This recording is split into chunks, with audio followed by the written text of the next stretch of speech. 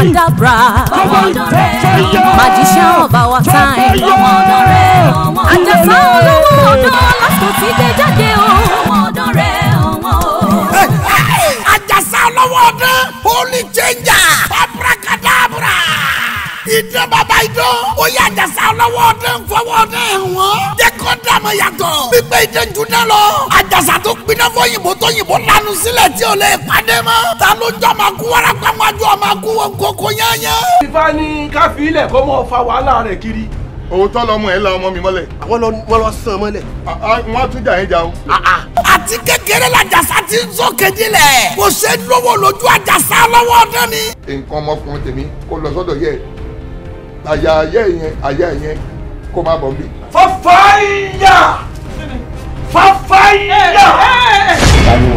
Ọ̀kanu mú wọ̀ náà mo sọ ẹ́ di mọ́tò. No, èmi ò ní sí. Sinimá yìí ká sí àrùlé lọ. Àríkọ́dì ló kọ́ sítórì yìí. Ọlátúnjí Balógun ló pẹ̀díùsì ẹ̀. Títí jẹ́jẹ́ ló dírẹ́kìtì ẹ̀. Sáré yìí ká kọ́dìrì. Láti fọdéjì méjì. Victoria Kọ́láwọlé. Túndé owó kò níran. Musili Wájí kọ́lé. Oyin kọ́ ẹlẹ́bù bọ́n. Fàṣàsí ọlọ́bànkẹ́wìn dàgúrọ̀. Ibrahim Bello Sanjay àti bẹ́ẹ̀ bẹ́ẹ̀ lọ. Nínú sinimá titun Ajasa Olowodan. Mo ní kí n inform ẹ pé wà lọ perform ní London ní next 2 months. Ìlú òyìnbó. Wahoo!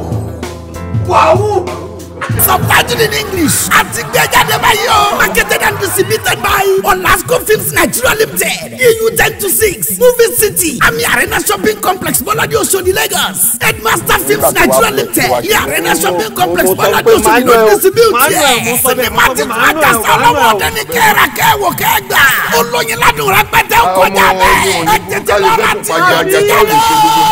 Olasco àtòrí ọ̀kì ojọ́ kẹyẹkẹyẹ gbàgbẹ́. Àlùmbọ̀ ìyá Àjàsà.